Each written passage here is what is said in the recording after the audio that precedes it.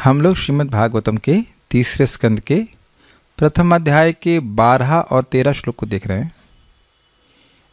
ये विदुर जी ने क्या मंत्रणा दिया था धृतराष्ट्र को। धृतराष्ट्र जी के द्वारा वो बुलाए गए और उन्हें मंत्रणा दिया था। तो कल एक मंत्रणा सुना था। क्या सुना था मंत्रणा? मैं भी भूल गया हूँ। थोड़ा देखें क्या सुना था। क्या सुना था? कलयुग के जीव में भाई क्या समझ रहे? ज़्यादा उम्मीद ना रखना हमसे। कलयुग का जीव याद रखे तो मुश्किल है, याद रखे तो आश्चर्य करना। तो भूल जाना हमारे लिए स्वाभाविक है। ये हमारा स्वरूपगत भूल जाना हमारा जन्म सिद्ध अधिकार है, उसको हम लेके रहेंगे। तो देख लें कल क्या बोले थे वो।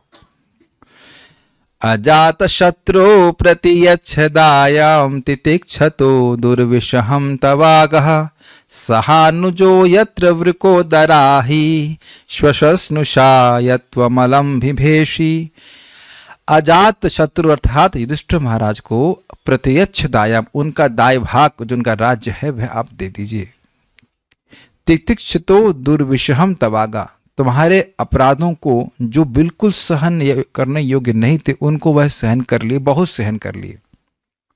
नहीं दूंगा तो आज तक सहन करते आए हैं तो आगे भी सहन करते रहेंगे। उनके कौन सा हम शत्रु बन गए? तो अजात शत्रु हैं, तो शत्रु नहीं मान रहे हैं। तो कहते ना सहानुजो यत्र वृकोदराहि, जो वृकोदर हैं अर्थात भीम, उनके संग वह अपने अन्य भाइयों के संग, मतलब भाइयों के संग और भीम के साथ हैं।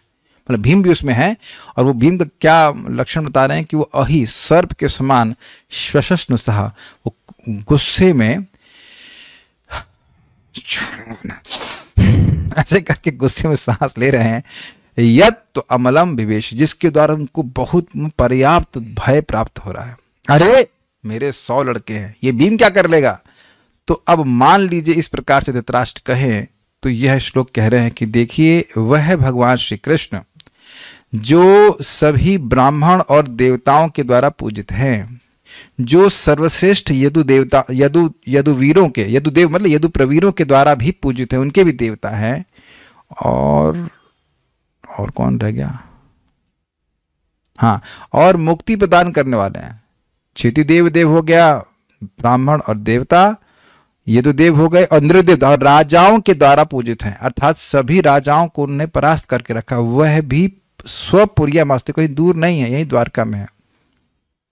ऐसा मत सोचो कि भगवान कहीं चले गए हैं, अभी पृथ्वी पे ही हैं और भगवान के सामर्थ्य को बता रहे हैं कि भगवान के सामर्थ्य को बताया। और तो उसके बाद कहते हैं कि गृहीतवान, उन्होंने अर्जुन क्षमा कीजिए, पार्थ मतलब सारे पांडवों को अपना बना रखा है। भाई देखो, हम एक आपको न्यूज से बात समझा रहे हैं।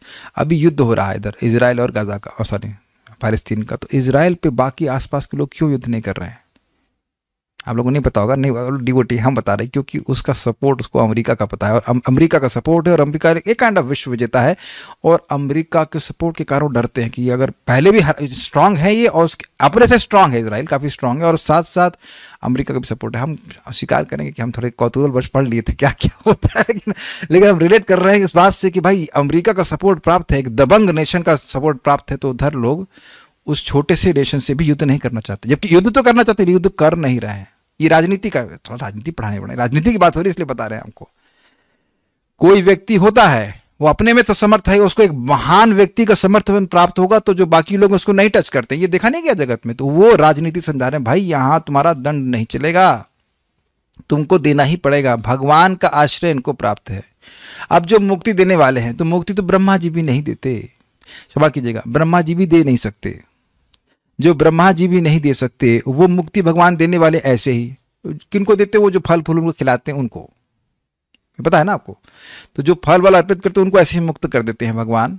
9.28 के आसपास देख लीजिएगा, वो यद करोष्य तशनाशी वाला श्लोक आप देख लेंगे गीता में। तो जो फल फूल खिलाता है उसको वो मुक्ति दे देते हैं, जो मुक्ति देवता भी नहीं दे सकते। तो वो इतने सर्वसमर्थ भगवान उनको अपना बनाए, भाई ये तो हमारे हैं, तो उनको तुम टच करने के बारे में सोच भी कर सकते हो। क्लियर समझना? इसलिए तो ये मत सोचना कि भाई तुम्हारे 100 लड़के हैं और ये तो 5 ही हैं, ये हमारा क्या कर लेंगे। नहीं, इनके पीछे भगवान की शक्ति है। हमने थोड़ी बात क्षमा कीजिएगा, वो लौकिक बात बोल दी, खाली समझाने के लिए बोली थी, लेकिन बात बहुत महत्वपूर्ण है। वास्तविक रूप से जिस व्यक्ति के पीछे भगवान की शक्ति है उसका कोई कुछ नहीं बिगाड़ सकता है। तो अब आप कहेंगे प्रभु जी फिर ये 13 साल वनवास क्यों हुआ? ये ध्यान दीजिएगा कि ये जितने भी दुख भक्तों को आते हैं वो आर्टिफिशियल होते हैं, वो भगवान के द्वारा स्वयं सृष्टि करी जाती है। इसलिए आप यह नहीं कह सकते कि कोई भी व्यक्ति पांडवों को छू भी सकता था। जो द्रौपदी को उस सभा में आके बचा सकते हैं वो सबको खत्म नहीं कर सकते हैं। आप विचार कीजिए जरा, बताइए वो एक चक्र चला दे सारे कहानी खत्म, तो महाभारत लिखी कैसे जाती? महाभारत में इतना लिखा जाता कि इन्होंने द्रौपदी का अपमान किया, भगवान ने इधर चक्र भेजा, सब खत्म। तो फिर आपके लिए पढ़ने सुनने के लिए कुछ होता ही नहीं ना, ये बात होती है। भगवान के लिए लीला करने के लिए कुछ होता ही नहीं। आप देखिए कि ड्रामेटाइजेशन करना जरूरी होता है। घटना छोटी सी होती है लेकिन उसको ड्रामेटाइजेशन करते हैं, तो भगवान छोटी सी बात को लेकर खूब बड़ी लीला कर देंगे।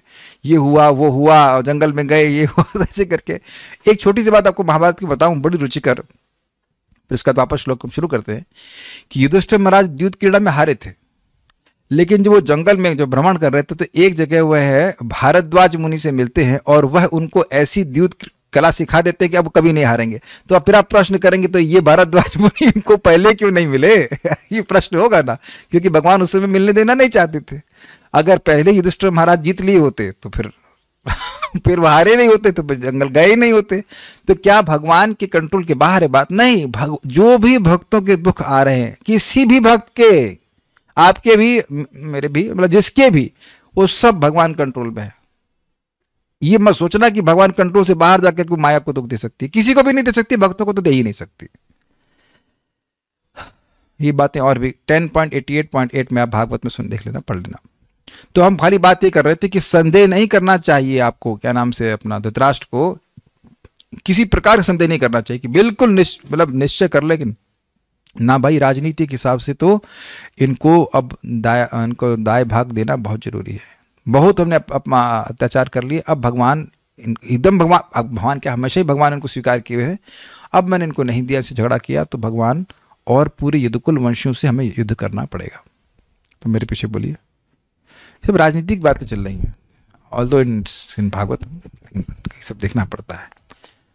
पार्थांस्तु देवो भगवान मुकुंदो गृहीतवान् सक्षिति देव देवः। पार्थांस्तु देवो भगवान मुकुंदो गृहीतवान् सक्षिति देव देवः। आस्ते स्वपुर्यां यदुदेव देवो विनिर्जिता शेषेन्द्र देव देवः।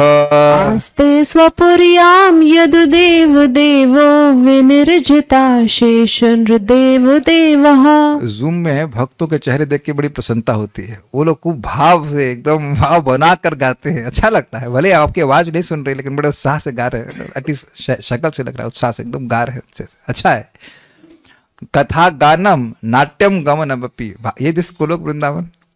पार्थांस्तु देवो भगवान मुकुंदो गृहीतवान् सक्षिति देव देवः। पार्थांस्तु देवो भगवान मुकुंदो गृहीतवान् सक्षिति देव देवः। आस्ते स्वपुर्यां यदुदेव देवो विनिर्जिता शेषेन्द्र देव देवः। आस्ते स्वपुर्यां यदुदेव देवो विनिर्जिता शेषेन्द्र देव देवः। क्या अर्थ है इसका? नहीं पता, कानों को कैसे लग रहा है? यही तो बोला गया अभी, और देख के तो आपका हृदय प्रसन्न होगा। कानों के लिए अच्छा लग रहा है, ये आपको प्रमाण आपके सामने ही, जो आप 3:25-25 में आज सुबह सुन रहे थे, मतलब गीता में कोट किया था ना कि भगवान की कथा कानों को अच्छी लगती है और जब उसका अर्थ समझते हैं तो हृदय को अच्छी लगती है। अब जो सामने अनुभव हो रहा है तब भी श्रद्धा ना रखें। अभी आप में से प्राय भक्त नहीं समझते होंगे इसका अर्थ ना, अभी अब अर्थ देखना कितना सुंदर सुंदर है। अभी तो गाने दो भाई, कान को थोड़ा तृप्ति दो भाई, सबको क्या कर रहा है। पार्थांस्तु देवो भगवान मुकुंदो गृहीतवान् सक्षिति देव देवः। पार्थांस्तु देवो भगवान मुकुंदो गृहीतवान् सक्षिति देव देवः। आस्ते स्वपुर्यां यदुदेव देवो विनिर्जिता शेषेन्द्र देव देवः। आस्ते स्वपुर्यां यदुदेव देवो विनिर्जिता शेषेन्द्र देव देवः। पार्थांस्तु देव भगवान मुकुंदो गृहीतवान् सक्षिति देव देवः।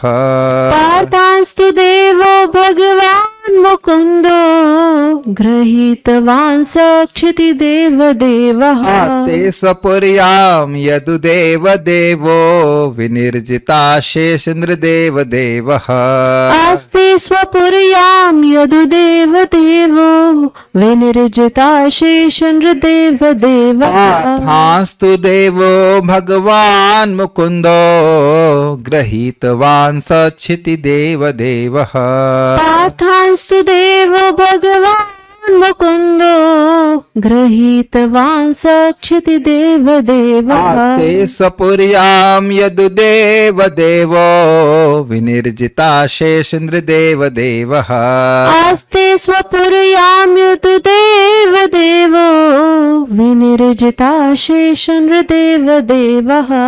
एक बात विचारनी है, ये बोल कौन रहा है? अरे ये भी भूल गए कौन बोल रहा है? हम तो ये भूल गए थे कौन क्या कल क्या बोला गया। विदुर जी बोले। विदुर जी कौन है? यमराज। यमराज जी कौन है?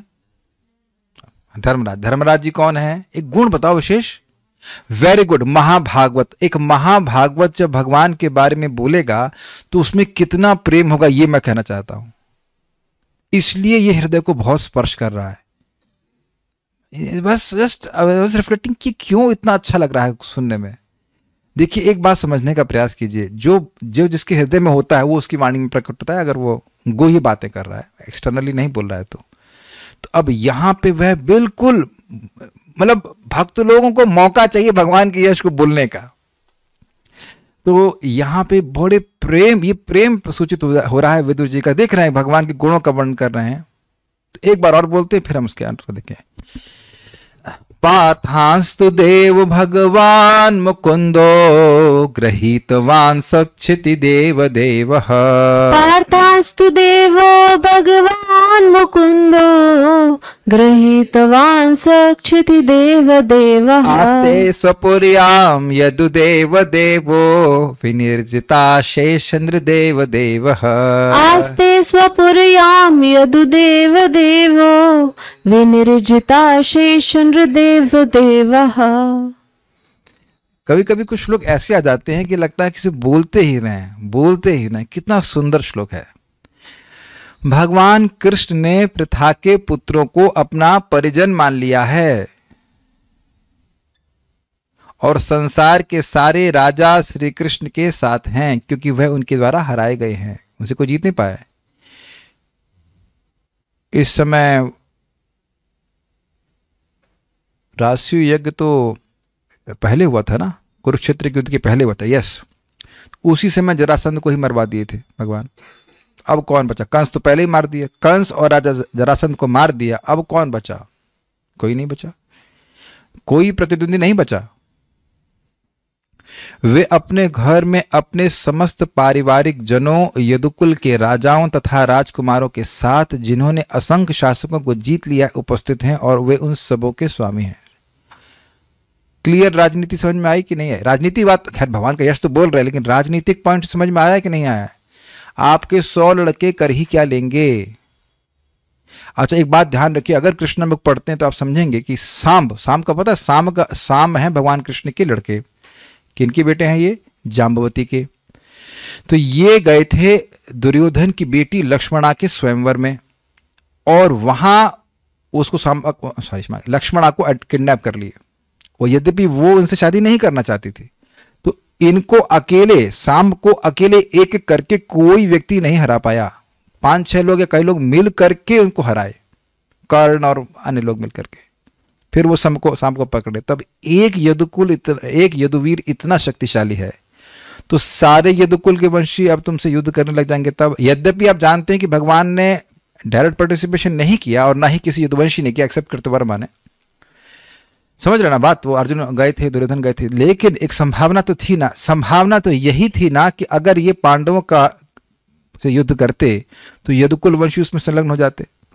आप लोग क्या लगता है मंत्रियों? एकदम 2 मिनट के लिए मंत्री बन जाए, खाली कथा मत सुनिए, अब दिमाग लगाइए। मान लीजिए कि उस समय आप उस पार्टी में हैं, कौरवों में चलते हैं, कौरव पार्टी में, तो आप क्या सोचेंगे? ऐसा लोग सुनने में मजा नहीं आएगा। आप अगर मान लीजिए हम कौरव पार्टी में चलते हैं, कौरव पार्टी की तरफ सोचें तो क्या भाई क्या लगता है, मैं दुर्योधन और आप, सॉरी नहीं दुर्योधन नहीं, धृतराष्ट्र, आंखें बंद करो, मैं धृतराष्ट्र हूं तो विदुर जी की तरह आप बोलते ना कि भाई, यही बोलते ना कि ये लोग, अरे भाई इस समय सही नहीं युद्ध करना। आप देखो भगवान कृष्ण के साथ में है और सारे यदुकुल साथ में है, ये इनसे युद्ध करना गड़बड़ नहीं है, गड़बड़ हो जाएगा, अब हम लोग हार जाएंगे। ये सिंपल सी बात है, इसको यहां पे वो बोल रहे हैं। आप शब्दों को देखिएगा, हे राजन, कौन राजन, कौन, नहीं इनको बताओ, आप बताओ कौन राजन, कौन राजन, यहां पे हे राजन मतलब राजन कौन, वेरी गुड, सही उत्तर, Rajan is here Dhritarashtra, Rajan is not Parikshit महाराज। ये बड़ी दिक्कत है, हर राजा परीक्षित महाराज नहीं है, क्योंकि यहां पे विदुर जी धृतराष्ट्र को संबोधित कर रहे हैं, इसलिए राजन मतलब धृतराष्ट्र। क्षिति देव देव, क्षिति का मतलब होता है पृथ्वी, तो पृथ्वी के देव, तो पृथ्वी के दो प्रकार के देवता हैं, भूसुर गण, भूसुर गण है, ब्राह्मणों को भूसुर कहा जाता है, भू मतलब पृथ्वी और सुर मतलब देवता, तो क्षिति देव का क्या मतलब हुआ, ब्राह्मण। और क्षिति देव का एक और अर्थ है कि भाई जिनको पृथ्वी में पूजा जाता है, जैसे कि इंद्रादि देवता, दो लोगों को इस जगत में पूजा जाता है, भगवान तो है ही लेकिन दो लोगों का सम्मान किया जाता है, एक है ब्राह्मण जो क्षिति के देव कहे जाएंगे, पृथ्वी के देवता, और वो देवता ही समान है, वो पृथ्वी धर्म का उपदेश देते हैं, और देवताओं का सम्मान किया जाता है, देवताओं की पूजा की जाती है, तो उनके देव हैं। नमो ब्रह्मण्य देवाय, ब्राह्मणों के देवता हैं, भगवान कृष्ण है कि नहीं, तो इसलिए कह रहे हैं क्षिति देव देव। अर्थ समझ में आया, सभी ब्राह्मणों के एवं सभी इंद्र आदि देवताओं के आराध्य। ये सबको समझ में आ रहा है कि नहीं। क्षिति देव का, क्षिति मतलब क्या होता है, पृथ्वी, तो क्षिति देव का अर्थ हुआ जो पृथ्वी के देवता है, और उनके देव का मतलब हुआ कि जो उनके देवता हैं। भगवान को कई बार कहा गया है देव देव, इसका मतलब हुआ देवताओं के भी देवता, यानी कि जैसे हम लोग यहाँ जानते हैं देवताओं की पूजा करने के लिए, ऐसे देवता लोग भगवान की पूजा करने जाते हैं। तो इससे भगवान का उत्कर्ष सूचित हुआ कि नहीं। भाई आप जानते हैं कि सहज रूप से ब्राह्मण लोग विष्णु की उपासना करते हैं। प्रभुपाद समझाते हैं किसी ब्राह्मण घर में शालिग्राम शिला होनी ही चाहिए, और ब्राह्मणों को भगवान विष्णु की पूजा करनी ही चाहिए, है ना, करनी चाहिए ना, ब्राह्मणों को करनी चाहिए, हाँ करनी चाहिए, शालिग्राम शिला होनी चाहिए। तो ब्राह्मणों को समाज का गुरु कहा जाता है, तो उनके देवता मतलब सर्वश्रेष्ठ होगा कि नहीं। और जहां ब्राह्मण हैं, जहां सारे देवता हैं, वह तो जीतेंगे ही, वहां धर्म है। तो इसलिए भगवान के उत्कर्ष को पहले शब्द से सिखाया, क्षिति देव देवा। समझ में आ गया। सभी ब्राह्मणों के एवं सभी इंद्र आदि देवताओं के, अर्थात ब्रह्मा जी के भी। इसका एक और अर्थ है, सभी ब्राह्मण और सभी देवता उनके द्वारा जीते गए हैं, उनके अधीन हैं, ये कहने का अर्थ है। वो जैसा बोलेंगे वैसा करेंगे। अरे तुम लोग अग्नि अस्त्र चलाओगे, इंद्र ऊपर से बारिश कर देगा। मतलब एग्जाम्पल दे रहा, कुछ भी हो सकता है। सारे देवता तुम्हारे अगेंस्ट चले जाएंगे, तुम्हारी सेना करेगी क्या, भूकंप ले आएंगे, पृथ्वी हिल जाएगी, कुछ भी हो जाएगा, तुम करोगे क्या। अगर देवता ही उनकी तरफ से लड़ने लग गए तो तुम क्या करोगे। बोलेंगे वो इंद्र भैया उधर देख लेना, उधर वो लोग युद्ध करने जा रहे हैं, उधर देख लेना। इतना ही बोलना आवश्यक है कि नहीं। जैसे मैं फिर प्लीज थोड़ा सा मैं पॉलिटिक्स बात करूंगा कि वहां से अमेरिका से एक सिग्नल आता है, अच्छा वहां ड्रोन मार दूं, ये कर दूं, वो वहां बैटलशिप भेज दो, ये करते हैं कि नहीं। बैठा हुआ वहां पे प्रेसिडेंट वहां बैठे हुए हैं, और यहाँ से बस बटन दबा देते हैं, फोन कर देते हैं, हो जाता है। तो भगवान बस फोन करते, संकल्प करते हैं, भाई जरा इंद्र देख लेना, पांडवों को डिस्टर्ब कर रहे हैं लोग, वो खत्म, फिर हो गया बस। अब क्या युद्ध करेंगे। अब क्या युद्ध करेंगे बताइए। अब देवताओं से तो युद्ध नहीं कर पाएंगे ना ये लोग। तो ये बातें समझने वाली हैं कि क्षिति देव देव का मतलब सारे देवता उनकी तरफ। तुम देवताओं से युद्ध करने चले हो, तुम ये सोच रहे हो कि तुम पांडवों से युद्ध कर रहे हो, या युद्ध कर लोगे तुम जीत लोगे। तुम क्या इन देवताओं से भी जीत लोगे, जो सारे के सारे देवता उनके पीछे हैं। और देखिए इसमें कोई संदेह नहीं करना चाहिए। यस्यास्ति भक्तिर भगवती किंचना सर्वैर गुणस्तत्र समासते सुरः।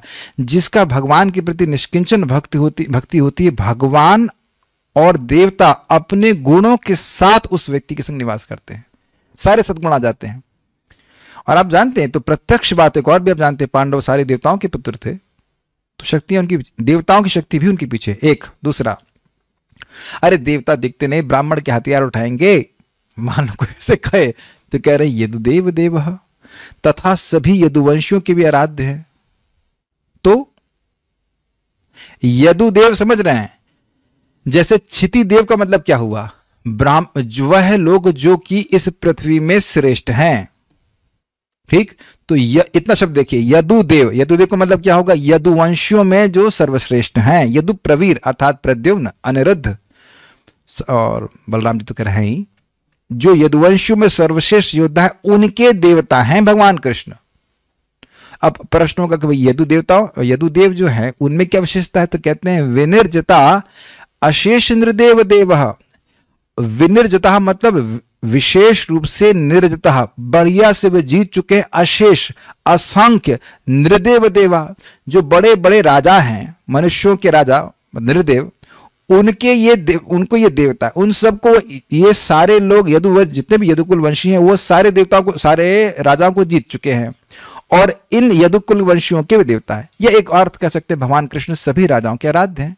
अब इसका क्या प्रमाण है, 10,000 राजाओं को जरासंध ने बंदी बना दिया था, याद है आप लोग को, मतलब याद इन द सेंस अगर आप कृष्ण बुक पढ़े होंगे तब याद है, और उनको भगवान ने मुक्त कराया। तो अब 10,000 राजाओं को पराजित भगवान ने कर लिया कि नहीं कर लिया, कुछ समझ रहे ना बात।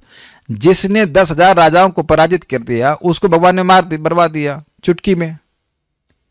तो अब भगवान सारे देवताओं के, सारे राजाओं को जीतने वाले हो गए कि नहीं हो गए, तो यानी कि सारे राजा, यदुकुल वंशी, सारे देवता और सारे ब्राह्मण इनकी तरफ है। देखिए ध्यान दीजिएगा, एक बात हम लोग शायद नेग्लेक्ट कर दिए, अरे ब्राह्मण तो युद्ध नहीं करेंगे और उनका आशीर्वाद, आप लोग इस बात को नजरअंदाज कर रहे हैं, शायद हो सकता हो। देखिए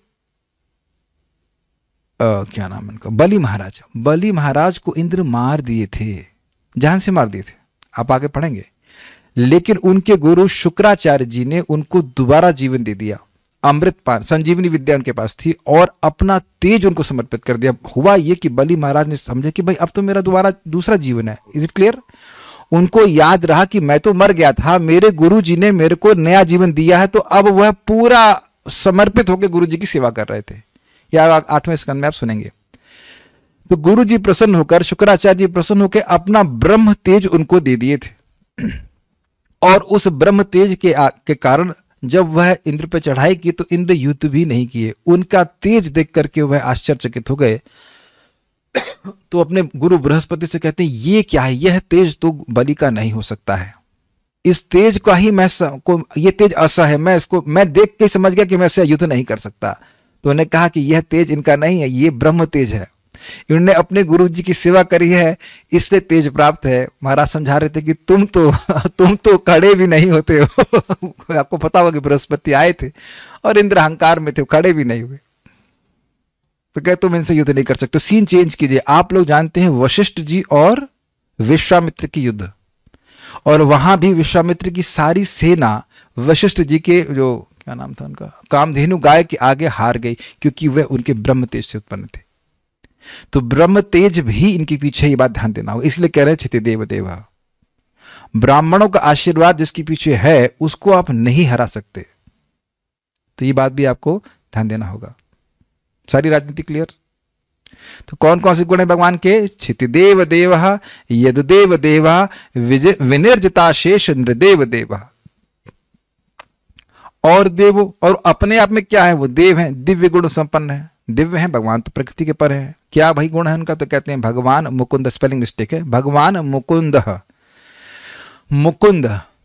मुकुंद कहने से क्या आशय है? भगवान कृष्ण जो मुक्ति के सुख को भी कुत्सित करने वाले हैं। इसका क्या आशय हुआ भाई कहने का? देखिए, मुक्ति इस जगत की सर्वश्रेष्ठ उपलब्धि कही जाती, सामान्यतः मानी जाती, तो उसके भी सुख को वह कुत्सित कर देते हैं, निम्न बना देते हैं अपना प्रेम देकर। इतने समर्थ भगवान हैं, षड ऐश्वर्यपूर्ण भगवान है, सारा बल उनके पास है। तुम्हारा बल भी उन्हीं से आ रहा है, खींच लेंगे वापस, नहीं युद्ध कर पाओगे। जैसे जब यहां गोवर्धन लीला हुई थी तो इंद्र वज्र मारने वाले थे, तो भगवान ऐसे फ्रीज कर दिए उनके हाथ, तो उनका वज्र नहीं चल रहा था। भगवान से सारी शक्ति आती है, तुम भगवान से पंगा लो रहे हो। ऐसे भगवान के गुणों को बताकर वो कहते हैं पार्थान गृहीतवान। अब देखिए स्पष्ट हो रहा है, पार्थ का अर्थ क्या होता है? पृथा के पुत्र। तो पार्थान मतलब पांडव।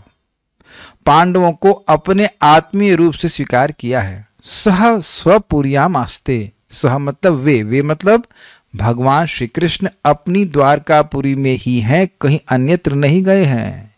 ये तो बड़ा स्पष्ट समझ में आ रहा है। ऐसा भक्त लोग अभी सोच सकते हैं, अरे भाई भगवान अभी नहीं, हमारी रक्षा कौन करेगा? ऐसा है नहीं, लेकिन हम लोग ऐसा सोचते तो है। मध्य जीव क्या करे, सोचेगा ऐसे, कौन हमारी रक्षा करेगा, कौन चलाएगा? माँ के घर पे भगवान बचा लिए मानते हैं, लेकिन अब कौन बचाएगा, कैसे चलेगा, ओहो बड़ी चिंता है, इत्यादि इत्यादि। ठीक है, whatever we think like this, what we can do. लेकिन धृतराष्ट्र के मन में डाउट अगर कहीं हो जाए कि भगवान तो भी है नहीं, मान लो कहीं और गए हैं, तो उसको दबोच ले, इनको पकड़ने कहते ना। स्वपुरियाम आस्ते, अपनी द्वारकापुरी में ही है, बहुत दूर नहीं है वो। वैसे बात रुचिकर है। ये धृतराष्ट्र, अब हमको नहीं पता कि धृतराष्ट्र को ये पता है कि नहीं पता कि भगवान कृष्ण हो सकता पता ही हो, लेकिन अगर ऐसा कहना सही हो कि उसकी आंखों के सामने, यद्यपि वो अंधे थे, कि उनकी आंखों के ही सामने वो देखे इन द सेंस मतलब समझे कि द्रौपदी का अपमान सारे कौरव मिलकर भी नहीं कर पाए। जिनकी पत्नी को तुम हरा नहीं पाए, उन पांडवों को तुम हराओगे। अब आपको समझ में आ रहा है? द्रौपदी का अपमान करना चाह रहे थे कि नहीं, और पूरी ताकत लगाए कि नहीं, दुशासन के पास ही बहुत बल था। जिनकी पत्नी को तुम नहीं हरा पाए, उन पांडवों को तुम हराओगे। सोचने वाली बात है। अंधा बाबा ये तो अगर ऐसा कहे कि उनके सामने हुआ, उनकी आंखों के सामने हुआ कि नहीं, भले वो नहीं देख पा रहे थे, तो समझ तो गए कि ये बचाया कौन। सिंपल सी बात है ना कि कोई भी व्यक्ति सामने आश्चर्य देखेगा कि नहीं, कि ये साड़ी क्यों कम पड़ नहीं रही है ना, यही बोल रहे। तो जो बुद्धिमान है वो समझ जाएंगे भगवान कृष्ण का आशीर्वाद है। पुकारी भी थी ना, हे दामोदर हे गोविंद, तो ये बचाई तुरंत। उसके बाद वो है असीमित रूप से बढ़ गई। जो एकदम अबला स्त्री को बचा लिए, वो इन समर्थनों को नहीं बचाएंगे। जिनकी पत्नी को बचाए वो कितना प्रिय होंगे। वैसे पत्नी भी प्रिय थी, स्वाभाविक सी बात है। इतना भी आपको नहीं समझ में आ रहा है? सोचने वाली बात है। उनको आपको एक सोचिए ना, आप लोग कम इसको घटना को कई बार सुन चुके हैं, लेकिन विचार करने वाली बात ना, ये कोई अद्भुत आश्चर्य नहीं हुआ। Is not amazing? क्या आपको इतना भी अकल नहीं, मतलब दुर्योधन धृतराष्ट्र की बात कर रहा हूं, कि तुमको इतना भी अकल नहीं, ये देख चुके हो ना भगवान कैसे बचाए, ये देख चुके हो ना कि दुर्वासा से कैसे बचाए। क्या नहीं तुमको दिखाई पड़ रहा है? दे तुमको दिखाई नहीं पड़ रहा है? इतना अंधे हो तुम कि दिख नहीं रहा है तुमको? तो एकदम यहां पे आप देखेंगे कि इनके मन में वो भय का निर्माण कर रहे हैं कि भाई तुम भयभीत तो हो, और भयभीत होने का कारण पर्याप्त है कि तुम भगवान से, तुम पांडवों से नहीं, तुम भगवान से विरोध वैर चल रहा है। आगे भी और क्लियर होगा इस बातों को। भगवान से लड़के कौन जीता है? भगवान का नाम ही अजित है, उनसे कोई जीता ही नहीं है। तो ये बात है। मैं बता रहा था श्लोक बहुत अच्छा है, फिर एक बार श्लोक को देखिएगा। पार्थांस्तु, समझ में आ रहा है? तुम तो पिछले श्लोक से लिंक ले लीजिएगा कि तुम उनसे बहुत घबराए हो, और ये समझो कि किंतु ये पार्थ लोग हैं ना, पार्थ लोग मतलब इन द सेंस पृथा के पुत्र पांडव जो हैं, वो देव हो, भगवान मुकुंद, ये सब भगवान के विशेषण हैं। ग्रहीतवान, उनके द्वारा पकड़े गए हैं। पकड़े का मतलब से अरे भाई तुम हमारे अपने हो।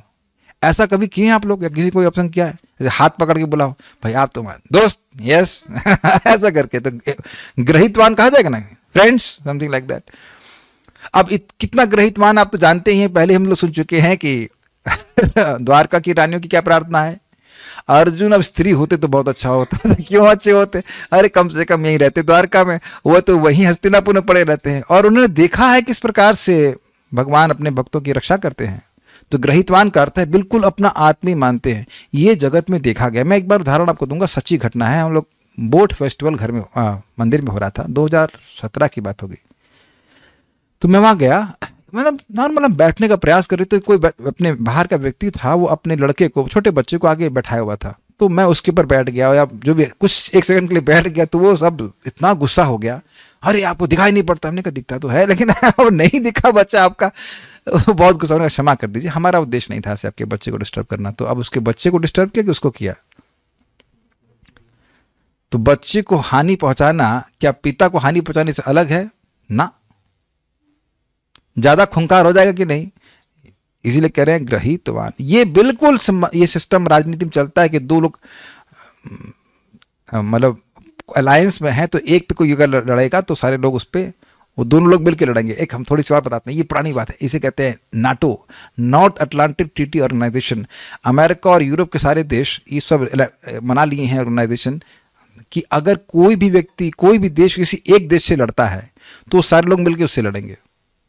तो इस प्रकार से उन्होंने काइंड ऑफ युद्ध को अवॉइड करते हैं, क्योंकि छोटा युद्ध, छोटा व्यक्ति भी है, छोटा देश भी है, तो उस ऑर्गेनाइजेशन में मिल जाता है, तो वह वहाँ सपोर्ट मिलता है, बाहर के लोग उससे युद्ध नहीं कर पाते। भाई राजनीति का श्लोक तो पढ़ाना पड़ेगा ना उस तरह से, तो बात समझ में आएगी। तो उसी तरह से कह रहे हैं भगवान यदुवंशी सारे जो है इनके मित्र हैं, तुमसे युद्ध नहीं कर सकते। अच्छा, एक इंटरेस्टिंग बात है, धृतराष्ट्र ये नहीं कह सकते कि भाई संबंधी तो हमारे भी हैं, नहीं है, क्या कहते हैं, संबंधी बोलते हैं ना, जो उनकी दुर्योधन की बेटी की शादी सांब से हुई है, तो हमारे संबंधी नहीं है क्या? दुर्योधन के भी संबंधी हैं, लेकिन संबंधी बोलते हैं क्या? संधि, और सॉरी समधि, समधि, समधि, संबंधी भी बोलते हैं। हाँ, संबंधी बोलते हैं ना, वो बेटी के, अरे मैं समझ गया, आप लोग समझ यार, इंटेलिजेंट। ओके, तो अब इस पे बात विदुर जी बिल्कुल कड़ा बोल सकते, यद्यपि यहां नहीं बोल रहे, कड़ा बोल सकते कि संबंध तो आपने अभी कल ही परसों खत्म किया ना। भगवान आए थे और भगवान कह रहे थे, अर्जुन, दुर्योधन ने कहा कि आप क्या दूत बन के आए हैं, हमारा भोजन किए? तो कहते नहीं, भोजन तो मैं बाद में करूंगा, पहले आप पांडवों की बात मानिए। और वहां भगवान ने वही डिक्लेयर कर दिया कि भाई देखो, पांडव का जो द्वेष करता है वह तो अब मेरा द्वेषी है, वह मेरा मित्र कैसे हो सकता है? तो संबंध तो आपने पहले ही खत्म कर दिया, क्या कर सकते हैं? ये विचारणी बात है कि नहीं? इसलिए ये धृतराष्ट्र ये नहीं कह सकते कि वो तो हमारे भी संबंधी, हमारा साथ लेंगे, हमारा साथ नहीं देंगे। यद्यपि भगवान आगे जाके न्यूट्रल दिखाए अपने आप को, लेकिन यहां तो सिचुएशन ऐसी बन रही है कि यदुवंश के सारे लोग मिलकर के युद्ध करेंगे, ठीक है। उसके बाद स दिख गया आपको, ग्रहीतवान स कौन है? भगवान उनको इंगित कर रहा है। चित्तदेव देव, वह ब्राह्मणों और देवताओं के आराध्य हैं, इसलिए वो सारे के सारे भगवान के पीछे चल करके वह युद्ध करेंगे। ब्राह्मण लोग युद्ध नहीं करेंगे, लेकिन अपना आशीर्वाद देंगे। आस्ते स्वपुरियाम, क्या अर्थ हुआ? वह अपनी पूरी द्वारका में हैं, कहीं और नहीं गए हैं, बैठे हैं वहीं पे भी। यदुदेव देवा, पुरिया द्वारका में, जो उसके द्वारका में है, फिर कहते हैं यदुदेव देवा, यदुवंशियों के द्वारा आराध्य हैं, कि जो यदु प्रवीरों के द्वारा आराध्य है, जो यदुओं में श्रेष्ठ हैं। और निर्जिता अशेष नृदेव देवा, वह अनेक अनेक असंख्य देवताओं को, सॉरी क्षमा कीजिएगा, राजाओं को जीत चुके हैं, उनके आराध्य हैं, तो सारे राजा भी उनके पीछे हैं। अशेष का मतलब है, शेष मतलब बचा रहना, और अशेष मतलब कोई भी ना बचे, अर्थात ऐसा कोई राजा नहीं बचा जिनको भगवान ने जीता ना हो।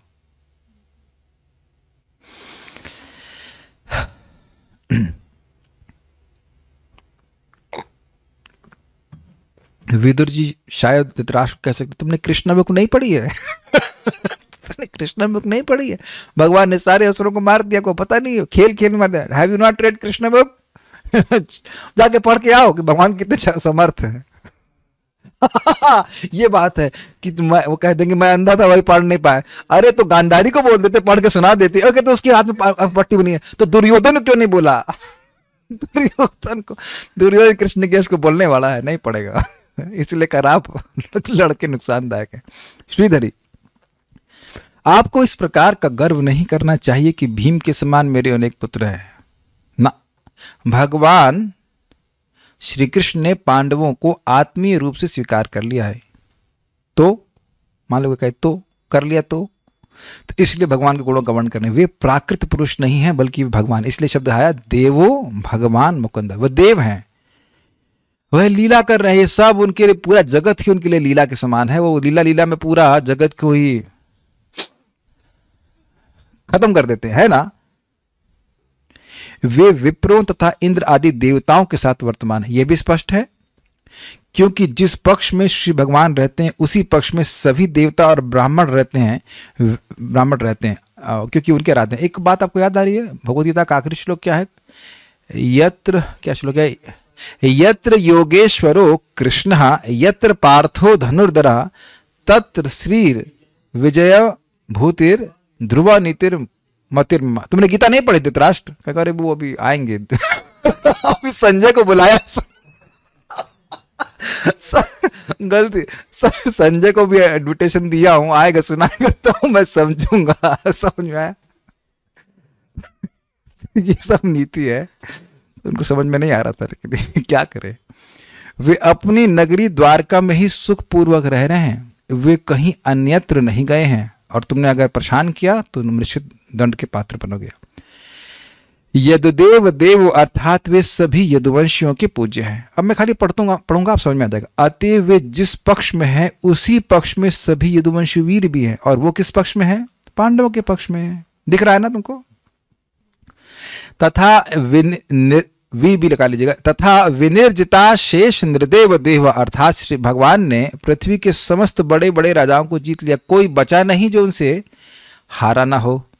अतएव जिस पक्ष में भगवान हैं उसी पक्ष में सभी राजा भी हैं। अब ये एक रुचिकर बात है भाई, तुम युद्ध करोगे और आप जानते हैं कि युद्ध जो हुआ तो लोगों ने इकट्ठा करना शुरू किया, आप हमारी तरफ से लड़िए, अब हमारे दल में आ जाइए, अब हमारे दल में आ जाइए। तो यहाँ एक संभावना प्रस्तुत कर रहे हैं कि तुम्हारे दल में कोई आएगा ही नहीं, क्योंकि तुम्हारे दल में आने का मतलब है कि भगवान कृष्ण से विरुद्ध चलना। अब वो एक अलग बात है कि भगवान तो न्यूट्रल हो गए, नहीं तो अगर भगवान युद्ध करने लग गए होते तो फिर युद्ध होता ही नहीं, वन साइडेड गॉड मोड होता फिर तो मारते जा रहे हैं भगवान और बाकी लोग मरते जा रहे हैं। क्या प्रमाण है? तुमको पता नहीं है, तुम मतलब समझ गए धृतराष्ट्र, तुमको पता, तुम तो ये तो पता है ना कि कृष्ण और बलराम अकेले ही मिलकर जरासंध की 23 अक्षौहिणी सेना को 17 बार नष्ट किए थे। 17वीं बार भगवान ने ड्रॉप किया, बहुत हो गया, बोर हो गए युद्ध करके, अब चले रुक्मिणी को बचाएं। तो अब जो दो लोग मिलकर 23 अक्षौहिणी सेना को नष्ट कर सकते हैं अकेले, तो तुम्हारे पास तो 11 ही अक्षौहिणी है। मतलब अभी इकट्ठा नहीं किया लेकिन इनके पास तो 11 ही निकलेगी, हाफ, लेस देन हाफ। तो कौन मूर्ख होगा जो इनसे युद्ध करना चलेगा? है ना विदुर जी कितने बुद्धिमान। ये सारी बातें, घटना क्रम आपको पता होगा, ये सब बातें हो चुकी हैं। क्या नाम है आपका, जरासंध मर चुका है, वो 23 अक्षौहिणी सेना लेकर के मारने आता था, और भगवान कृष्ण बलराम ऐसे जाते थे, इसलिए पिकनिक मनाने गए, मार खत्म करके आ जाते सब। अकेले 2 ही लोग जाते थे, बस मार देते सबको, फिनिश। अतएव जिस पक्ष में भगवान है उसी पक्ष में सभी राजा भी हैं। हमको इस सब पास टाइम बड़े अच्छे लगते हैं, लड़ाई झगड़े वाले। अभी हिरणाक्ष का भी आएगा, बड़ा अच्छा लगता है, फाइटिंग होती है, बहुत अच्छा लगता है। इन सारी बातों का विचार करके आप पांडवों का हिस्सा प्रदान कर दे। सारा दर्शनी देखिए। पार्थांस्तु अर्थात पृथा के पुत्रों के अद्भुत महाबल के आधिक्य के अन्य पक्षों के विषय में सुनिए। ये तू समझ में आ गया? यह तो है ही कि भीम है, और किंतु यह भी देख लीजिए कि और अन्य क्या पक्ष हैं इनके। श्री कृष्ण देव अर्थात पूजनीय हैं, क्योंकि वे भगवान अर्थात परमेश्वर हैं, जिनके पक्ष में क्षितिदेव अर्थात ब्राह्मण तथा देवता वास करते हैं। स्पष्ट है, ब्राह्मण और देवता उसके पक्ष में हैं, एवं वे स्वपुर्याम अर्थात अपने ही द्वारका नगर में वास करते हैं, न कि किसी अन्य स्थान पर बहुत दूर नहीं है। वे श्रेष्ठतम यदुओं के बल हैं, एवं जहां वह विद्यमान है वहां यदुगण सर्वाधिक शक्तिशाली, यह अर्थ है।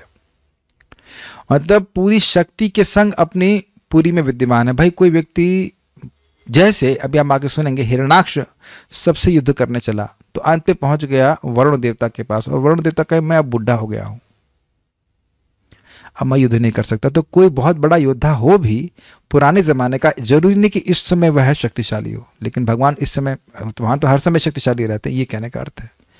उनके बल के विषय में सुनिए राजन, श्री भगवान ने असीमित राजाओं को परास्त किया है, तो तुम फिर कौन। ठीक, अब ये तो बड़े हो गए हैं, उनके बाल्यकाल के बारे में सुनिए। बाल्यकाल के आरंभ से ही उन्होंने कंस, स्पेलिंग मिस्टेक, कंस, जरासंध और यहां तक कि ब्रह्मा, इंद्र, वरुण एवं शिव आदि देवताओं को भी पराजित किया था। यदि आप अपना हित चाहते हैं तो पार्थों को अर्थात पांडवों को दाएं भाग उन्हें दे दीजिए। कंस को तो मारे ही थे, आपको पता है कंस को कैसे मारे थे। कंस के ऊपर चढ़, वो कंस एक आसन पे था, ऊपर चढ़े, उसको उसे नीचे लाके मार दी, फेंके, उसका छाती पे चढ़ गए, भड़बड़ बड़बड़ मारते गए। भड़बड़ मतलब जस्ट घुसे मारते चले गए और बस मर गया वो। और बाकी सारे जितने भी असुर भेजे थे उनमें से किसी को भगवान कहे कि मैं हथियार नहीं उठाऊंगा। ये वह लगता है भगवान की कुछ रेगुलर प्रार्थना है, रेगुलर व्रत है। युद्ध में भी नहीं उठाए और ब्रज में भी नहीं उठाए तो उसके बिना ही मार देते थे। किसी के मुंह में हाथ डाल दिया केशी का, बेचारा सारे दांत टूट गए वो मर गया वो। और ऐसे करके किसी के मुंह में घुस गए जैसे अगासुर मर गया, चोक कर दिया। ऐसे भगवान मार रहे हैं। कहीं अग्नि पी गए या वो पूतना को कैसे मार दिया, बेचारी सीधी सादी लड़की आई थी वो मर गई, तो ऐसे ऐसे मार दिया। किसी को चक्कू तक नहीं चलाए। हाँ, कालिया पे डांस कर रहे थे, वो बेचारे को खून उगलने लगा। कितना अद्भुत है भगवान का। और जरासंध को तो भीम से मरवा दिए, ब्रह्मा तक को मोहित कर दिए। इंद्र की तो आप गोवर्धन लीला जानते हैं। जब सारे लोगों को हरा ही दिए हैं तो आप कैसे जीत जाओगे, ये बात है। वरुण देवता की बात आपको जानते होंगे। वरुण देवता का एक चेला भगवान के पिताजी यानी कि नंद महाराज को पकड़ के ले गया था, है ना। तो फिर वो आते हैं वापस, मतलब बड़े सम्मान के संग ना, भगवान कृष्ण को बचाने के लिए जाते हैं। तो वरुण देवता के वरुण लोक में जाते हैं। तो वरुण देवता कहते हैं हमारा अनुचर गलती से ले आया, फिर उनको बहुत सम्मान देता है। तो हराया नहीं था भगवान ने। वरुण बेसिकली वरुण के आराध्य थे। वरुण लोक के जो अधिपति हैं वरुण देवता, उनके आराध्य हैं भगवान कृष्ण, ये कह रहे हैं। शिव जी को आगे हराएंगे, अभी नहीं हराया। शिव जी को हराए थे बाणासुर के प्रसंग में। मुझे यह नहीं पता कि ये प्रसंग, हाँ ये प्रसंग इस युद्ध के पहले ही हुआ होगा क्योंकि बाणासुर शिव जी का भक्त था और उसको 1000 बाहुएं प्राप्त थी। तो वह शिव जी के पास गया। शिव जी बड़ी दिक्कत हो गई। क्या दिक्कत हो गई, मुझसे कोई युद्ध आपके अलावा, देखो भाई, आपके अलावा मेरे साथ कोई ऐसा व्यक्ति है ही नहीं प्रतिद्वंदी जो मुझसे युद्ध कर सके। तो शिव जी को गुस्सा आया, कहे कि बहुत जल्दी कोई व्यक्ति आएगा जो तुम्हारी सारी बाहुएं काट देगा। भगवान कृष्ण को वो इंगित कर रहे थे। तो अब उसमें एक कथा उलझी हुई है कि उनकी बेटी, बाणासुर की बेटी थी उषा। तो सुनना चाहेंगे कथा थोड़ा सा, तो शिव जी कैसे हराया था। तो उषा की एक मित्र थी, उसका नाम था चित्रलेखा। चित्रलेखा मतलब जो चित्र बनाने में बहुत तेज थी। तो एक दिन उषा के स्वप्न में आए अनिरुद्ध जी, वो हैं प्रद्युम्न के बेटे। तो उनके संग वो विहार करने लगी स्वप्न में। और वो ऐसे सोते सोते ही सपने में बोलते, ओह प्रियतम कहाँ चले गए। और फिर उनकी नींद खुल गई। तो आसपास जो उनकी सहेलियां थी उनको देख करके थोड़ा शर्मा गई। तो चित्रलेखा से वो बात करने लगी कि कौन ऐसा व्यक्ति था। वो सोच रहे थे कौन ऐसा व्यक्ति था जो मेरे सपने में आया। तो चित्रलेखा ने कहा, उसका वर्णन, मतलब जितने भी जो सुंदर सुंदर पुरुष थे उन सबका वह लेखा, मतलब चित्र बनाने लगी। तो जब अनिरुद्ध का चित्र बनाया तो वह शर्मा गई। कौन? उषा। तो कहती चलो मैं लेके आती हूँ। तो अब वह उनको द्वारका से उठाकर इधर ले आई बाणासुर के पास में।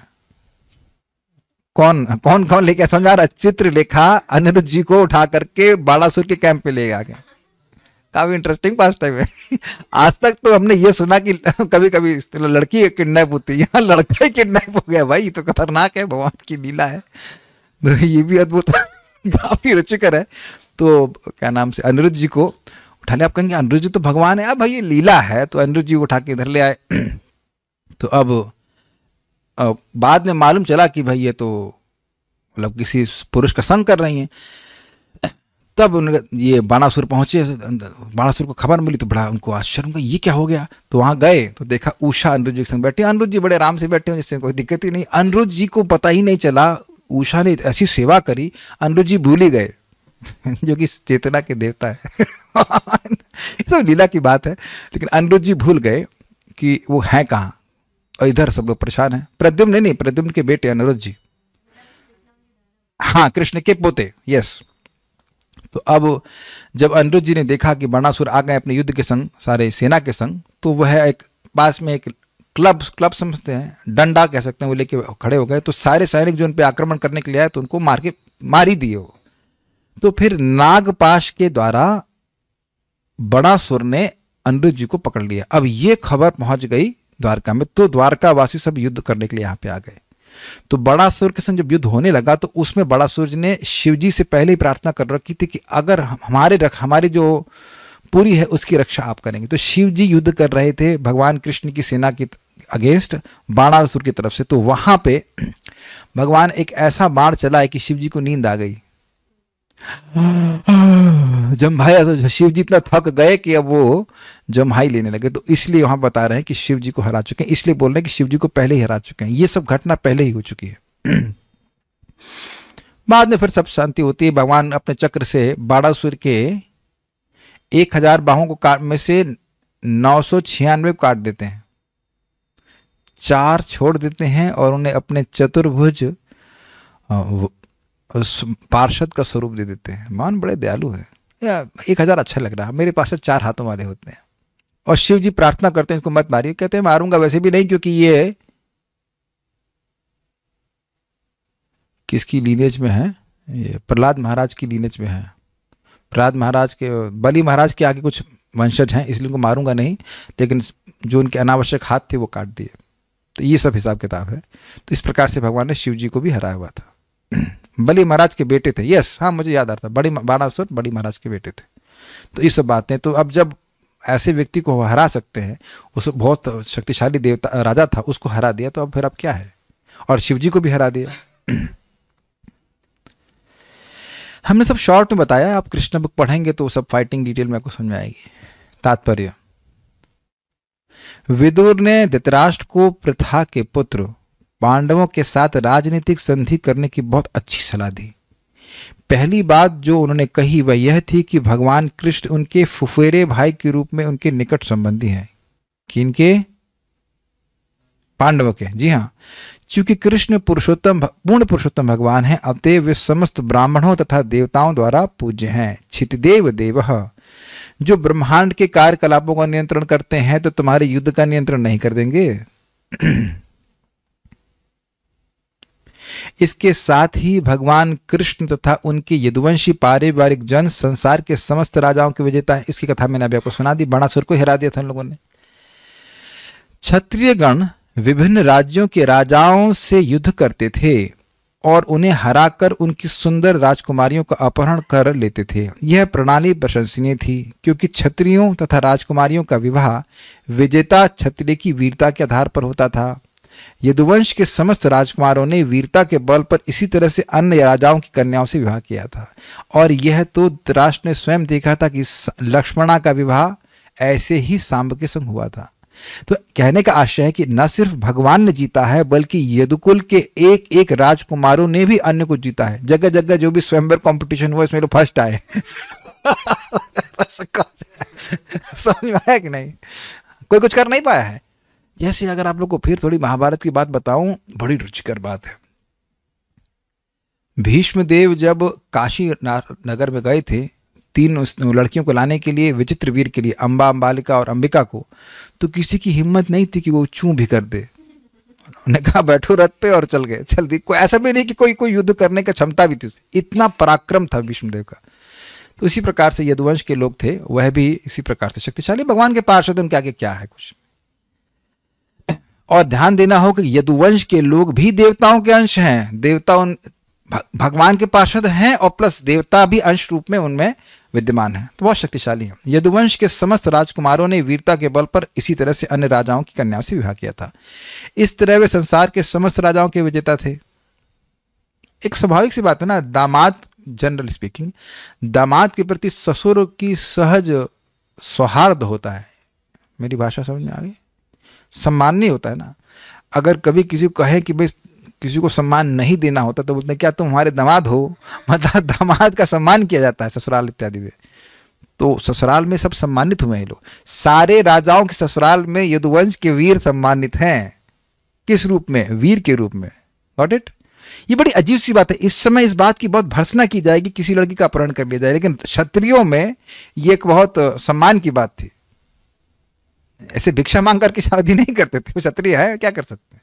उनको अपना कौशल दिखाना ही पड़ेगा कि भाई हम बहुत वीर हैं, और इसीलिए इस प्रकार की कुछ बातें रखी हुई जाती हैं। कोई इसको भेज देगा, वो मछली को भेज देगा, ये होगा। तो जो सबसे श्रेष्ठ व्यक्ति होगा, उससे श्रेष्ठ क्षत्रिय होगा, उससे शादी कराई जाती थी। लुलू से शादी नहीं कराएंगे। इस तरह वे संसार के समस्त राजाओं के विजेता थे। बात का तात्पर्य बड़ा मजेदार है कि कैसे विजेता थे, काफी इंटरेस्टिंग है ये।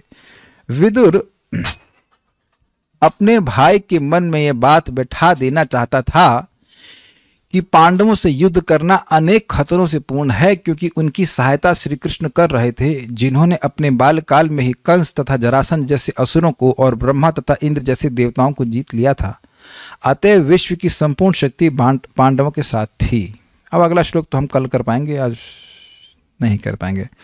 तो एक बार श्लोक को आप समझ ही गए कि क्या बोला गया है कि भगवान श्री कृष्ण उनके साथ हैं, पांडवों को अपने साथ उन्हें आत्मीय बना रखा है। अगर आप उनसे युद्ध करोगे तो फिर भगवान साक्षात उनकी तरफ से युद्ध करेंगे, और आप हार जाओगे तो फायदा क्या।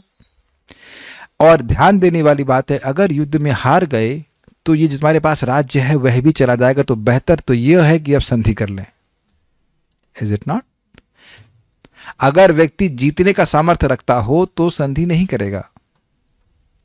उसे पक्का है कि हम जीत जाएंगे तो संधि नहीं करेगा। लेकिन संधि व्यक्ति तभी करता जब देखता है कि सामने वाला भी बहुत शक्तिशाली है, और हम अगर मतलब युद्ध करेंगे तो हमारा नुकसान हो जाएगा। कोई प्रश्न किसी भक्त का है या कोई कमेंट? आपका प्रश्न, माइक दीजिए। नहीं। एक प्रश्न पूछा है, नारायणी सेना में कौन था प्रभु जी? नारायणी सेना भगवान कृष्ण की सेना का नाम है, और उसमें स्वाभाविक सी बात है कमांडर्स जो होंगे वो सारे यदु प्रवीर होंगे। वह एक अक्षौहिणी सेना दी गई थी, केवल एक अक्षौहिणी सेना थी ऐसा नहीं कहा गया है। एक अक्षौहिणी नारायणी सेना दी गई थी कौरवों को, लेकिन ऐसा नहीं है कि नारायणी सेना केवल एक अक्षौहिणी की थी। हाँ बोलिए, माइक बताइए। इसमें सारे यदुवंश आ गए थे क्या? यही तो प्रश्न किया, क्या क्या नारायणी सेना में सारे यदुवंश आ गए? नहीं नहीं, नारायणी सेना में देखिए, नारायणी सेना में एक भी यदुवंश नहीं था, केवल कृतवर्मा थे। प्रद्युम्न अनिरुद्ध आदि कोई भी युद्ध नहीं किया था महाभारत में। भगवान कृष्ण नहीं किए, बलराम जी नहीं किए, प्रद्युम्न अनिरुद्ध कोई भी नहीं किया, कृतवर्मा किए थे बस। अरे भाई जैसे आप देखो ना, भारत की सेना क्या केवल जो भी सेना है तो क्या वो एक ही जगह युद्ध कर रही है? वो उसके एक सेक्शन को वहां भेजा, एक टुकड़ी समझते ना, टुकड़ी है वो भेजा गया, तो उस तरह से दिया गया। उसमें कोई भी यदुवंश का व्यक्ति युद्ध नहीं किया। अगर कोई तो सात्यकी युद्ध किए पांडवों की तरफ से। सात्यकी स्वयं भगवान कृष्ण के बॉडीगार्ड हैं, तो वह युद्ध किए थे।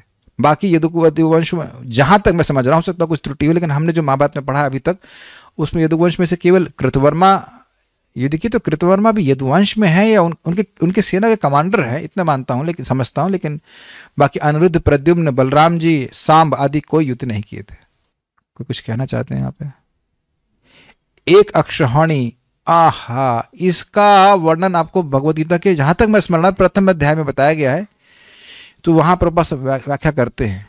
अब हमको ज़्यादा तो नहीं पता, लेकिन 64 करोड़ लोग महाभारत में मारे गए ये सुना है, और टोटल हैं 18 अक्षौहिणी, है ना। 11 अक्षौहिणी इनके पास थी कौरवों के पास, और 7 अक्षौहिणी थी पांडवों के पास।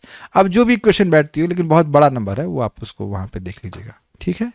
तो उम्मीद है कि श्लोक अच्छा लगा होगा आपको। अब समय कम है तो हम लोग कल वाला आज वाला श्लोक, मतलब जो 13वां श्लोक है वो कल देखेंगे। श्रीमद् भागवतम की जय, श्रील प्रभुपाद की जय, निताय गौर प्रेमानंदे। हरे कृष्णा। Thank you.